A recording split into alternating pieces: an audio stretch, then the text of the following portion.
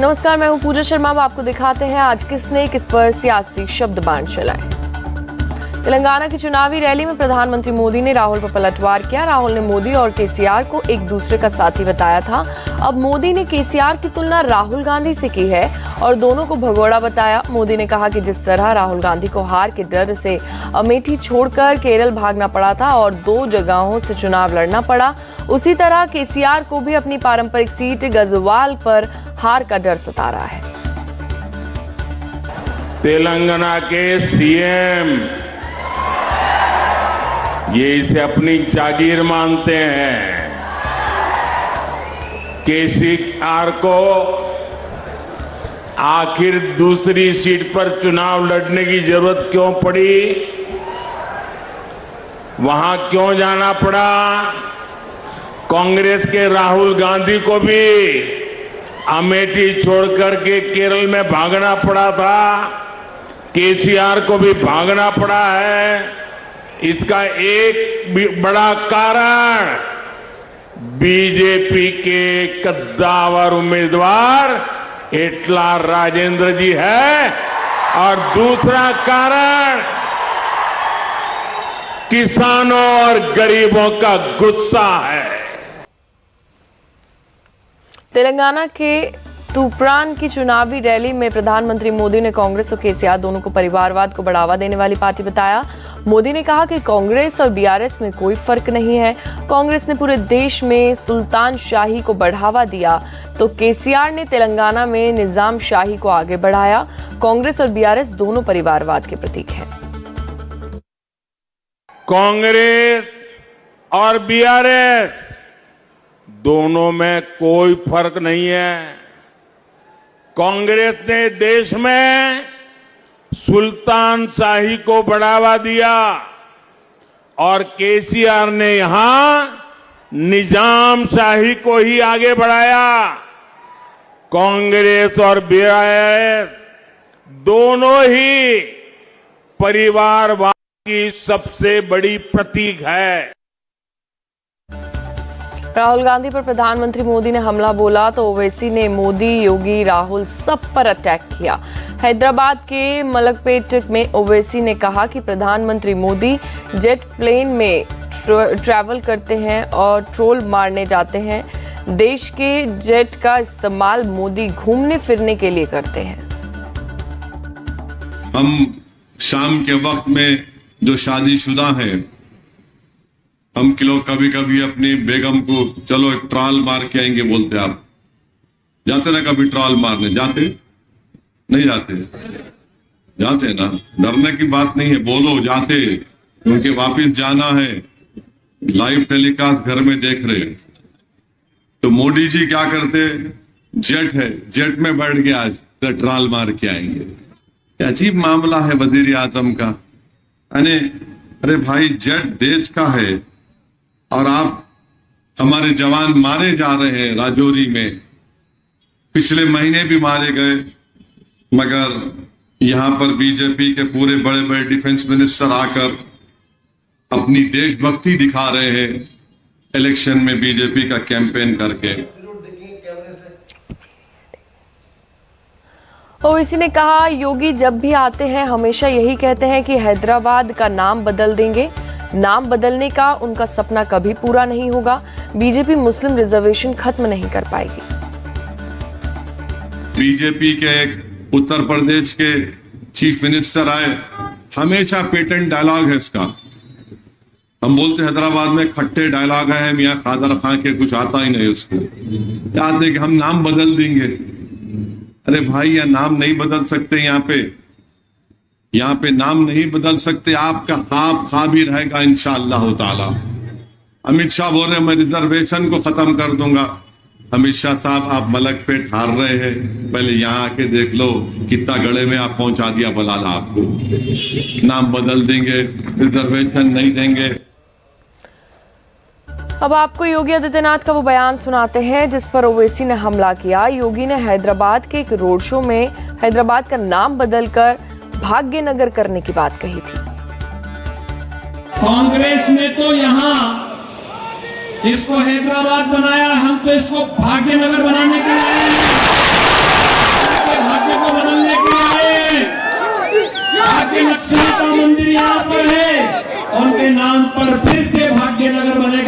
से आपके पास आए हैं।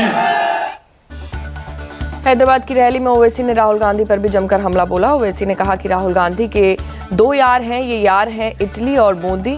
ओवैसी ने राहुल के उस बयान पर पलटवार किया जिसमें उन्होंने ओवैसी को मोदी का यार बता दिया था।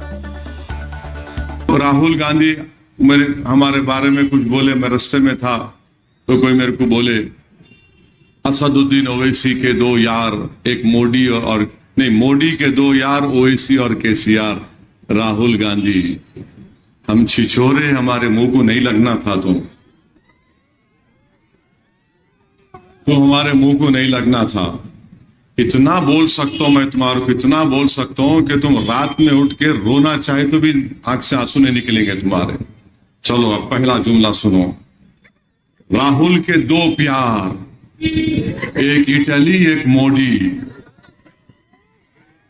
राहुल के दो प्यार, एक इटली एक मोदी। इटली क्यों? उनकी अम्मा वहां से आई। मोदी क्यों? क्योंकि मोदी उनकी ताकत है। मोदी के लिए राहुल ताकत है। तो राहुल के दो प्यार, एक इटली और एक मोदी। अब राहुल ये बताओ, अमेठी तुम्हारी सहेली क्यों नहीं है? और उसका जिम्मेदार कांग्रेस की हथेली है या इसमें कोई पहेली है? बताइए आप कैसे अमेठी हार गए? क्या राज था उसमें? अमेठी आपकी सहेली नहीं बनी, स्मृति ईरानी को सहेली बना लिया। तो क्या इसमें कांग्रेस की हथेली है या किसी और की पहेली है? राहुल गांधी, आपसे मैं अपील कर रहा हूं, आप 50 साल के हो गए, अकेले मत रहो। अकेले रहेंगे ना तो ऐसी दिखता यार यार यार दिखता आपको। अगर घर में कोई प्यार है तो आप अच्छे रहते।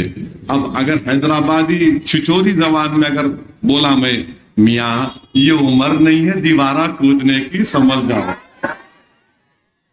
बोलते ना, बोलते समझा के बोलते। अब इन्हें सुन रहे ही नहीं। हैदराबाद में आके बोल रहे राहुल गांधी आप बच्चे हैं, आपको ये दिमाग में बात आपके बैठी हुई है कि मैं नेहरू खानदान से आता हूं, मैं सब कुछ बोल सकता हूं। याद रखो, किसी का कर्जा बाकी नहीं रखता असदुद्दीन ओवैसी। चाहे मोदी हो, राहुल हो, कोई बड़ा आदमी हो, सब बराबर है। और मुझे यकीन है कि 3 तारीख को जब नतीजे आएंगे, राहुल गांधी तुम फिर अकेले महसूस करोगे अपने आप को। कर लो राहुल गांधी, कुछ तो कर लो। तुम अपना फ्रस्ट्रेशन हमारे पे क्यों निकाल रहे हो? अभी भी वक्त है। देखो, एक आदमी अकेला है, पूरा देश परेशान है। आप उसके साथ जोड़ीदार क्यों बनना चाह रहे हैं? बिहार के सीएम नीतीश कुमार ने 2024 की तैयारी शुरू कर दी है। तरकश से तीर निकाल लिए हैं। नीतीश ने एक ऐसा बयान दे दिया है जो सहयोगी दल आरजेडी को छुप सकता है। नीतीश ने बिना नाम लिए आरजेडी शासन पर हमला किया और कहा कि 2005 के पहले शाम में कोई बाहर नहीं निकलता था। 2005 में वो आए तो बहुत काम हुआ और आज इतनी बड़ी तादाद में लड़कियां, महिलाएं दिख रही हैं। आज जानते हैं ना, आप जरा याद करिए ना, हम तो 5 में आए और उसके पहले शाम में कोई आदमी बाहर निकलता था। अब आप देखिए, देर शाम तक, रात तक लोग चलता है। कैसा माहौल बना है। तो पहले तो जो देखते थे, तो उसके बाद हम लोगों ने जितना काम कराना शुरू किया, कितनी कम, आज हमको देख के कितना खुशी होती है। कितनी बड़ी संख्या में महिलाएं हैं और लड़कियां हैं यहाँ। कितना बढ़िया लग रहे हैं आप सब लोग, कितना अच्छा लग रहा है देखने में। अब पहले क्या था, बेचारी कोई घर से बाहर निकल पाती थी। और सबके लिए जो हम काम करना शुरू किए। नीतीश कुमार के भीम संसद बुलाने पर जेडीयू छोड़कर एनडीए में शामिल हुए उपेंद्र कुशवाहा ने बड़ा हमला बोला। उपेंद्र कुशवाहा ने कहा कि नीतीश कुमार कोई सम्मेलन बुला ले, कोई फायदा नहीं होने वाला। जेडीयू अब खत्म हो गई है, समाप्ति की कगार पर खड़ी है। जेडीयू के सांसद, मंत्री और विधायक अब उनके और बीजेपी के संपर्क में हैं। जेडीयू बिल्कुल जो दिख भी रहा है, सब लोग उसमें जो बड़े नेता हैं कहीं ना कहीं या तो इनसे संपर्क में है, हमसे संपर्क में है या कहीं और संपर्क में है। तो जेडीयू का तो अब कोई मतलब ही नहीं। हाँ, आरजेडी है तो आरजेडी अब विपक्ष की पार्टी है केंद्र के हिसाब से। जेडीयू में टूट क्या, जेडीयू बिल्कुल समझिए कि एक तरह से समाप्ति के कगार पर जेडीयू खड़ा है। अब जेडीयू कोई फैक्टर ही नहीं है। भीम संसद बुलाया है नीतीश जी ने आज। अरे उस सब का कोई अर्थ नहीं, कोई संसद बुला लें उसका कोई मतलब नहीं। इसलिए जेडीयू का नाम मत लीजिए। आरजेडी ठीक है, आरजेडी से हम लोग मुकाबला के लिए तैयार हैं। हाँ, लग रहा है नीतीश जी अम्बेडकर 2 बनने की कोशिश कर रहे हैं। नीतीश जी अम्बेडकर 2 क्या, नीतीश जी तो बहुत बड़े नेता देश के बन चुके थे, लेकिन अंत में आकर खुद ही उन्होंने ऐसा निर्णय ले लिया कि पूरे जीवन भर की कमाई को उन्होंने गंवा दिया।